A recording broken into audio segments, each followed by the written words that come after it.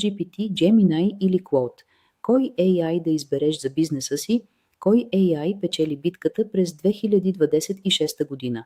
ChatGPT срещу Gemini срещу Claude. Тествахме ги върху реални бизнес задачи, създаване на съдържание, маркетинг, анализ на данни и автоматизация. Резултатите може да ви изненадат. Гледайте до края, за да разберете кой инструмент е най-подходящ за вашите цели. Изкуственият интелект вече не е просто интересна технология.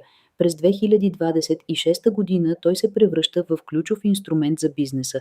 Независимо дали създавате съдържание, анализирате данни, обслужвате клиенти или автоматизирате процеси, правилният AI асистент може да ви спести десетки часове работа всеки месец и значително да намали разходите ви. Но кой инструмент е най-подходящ за вашите нужди? В това видео ще сравним трите най-популярни AI платформи – ChatGPT, Gemini и Claude. Ще разгледаме техните силни и слаби страни, ценови планове, възможности за бизнес употреба и ще ви помогнем да изберете най-доброто решение за вашия бизнес. Нека започнем с трите най-популярни AI асистента днес – ChatGPT, Gemini и Claude. Първо, ChatGPT, разработен от OpenAI. Това е най-универсалният AI инструмент на пазара.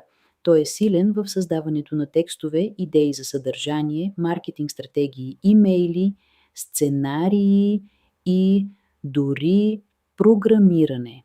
ChatGPT е подходящ за почти всеки бизнес, от малки фирми до големи екипи, които искат бърз, креативен и гъвкав асистент. След това имаме Gemini на Google.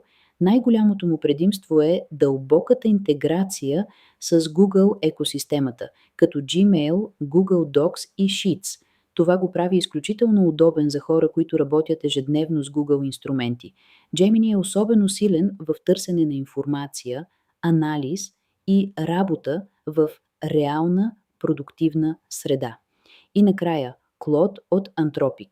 Той е фокусиран върху дълги текстове, анализ и разбиране на сложна информация. Claude се справя отлично с документи, отчети, договори и детайлни обобщения. Това го прави идеален за анализатори, консултанти и бизнеси, които работят с много текст и данни. Това са трите AI инструмента, които в момента оформят бъдещето на бизнеса. Когато сравняваме ChatGPT, Gemini и Claude, най-важният въпрос е как се справят с реалните бизнес задачи. При създаването на съдържание и трите платформи могат да генерират блог статии, публикации за социални мрежи и имейл кампании. ChatGPT обаче често се отличава с по-креативни текстове и по-добра адаптация към различни стилове на писане.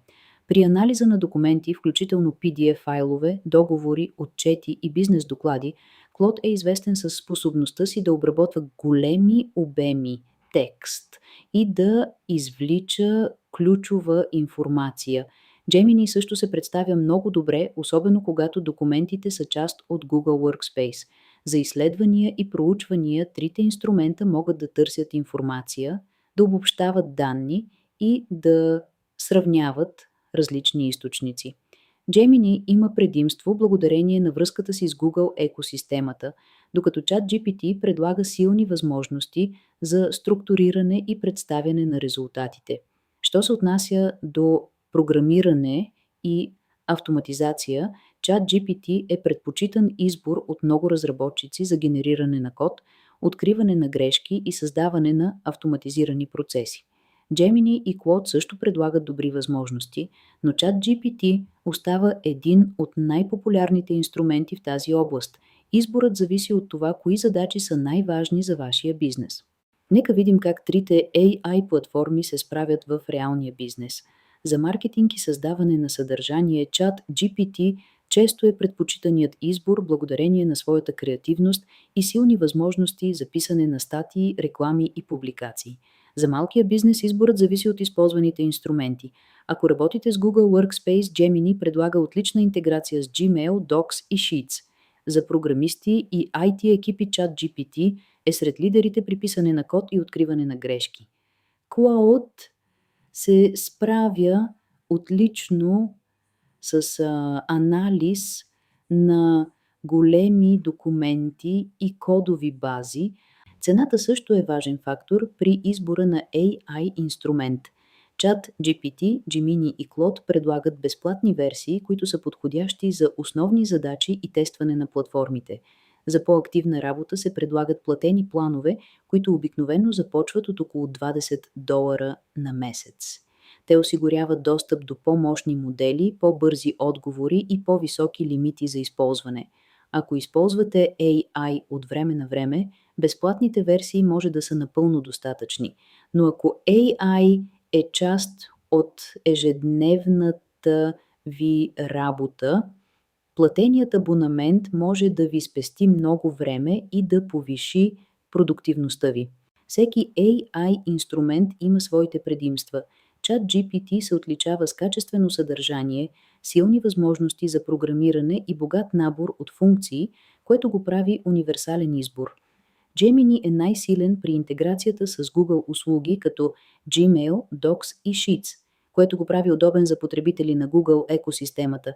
Claude се справя отлично с анализ на дълги документи и сложна информация, като предоставя подробни и добре структурирани отговори. В крайна сметка няма универсален победител.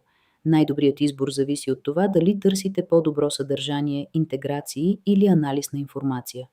Най-добрият AI е този, който решава вашите конкретни задачи. А едно е сигурно – бъдещето на AI тепърва започва.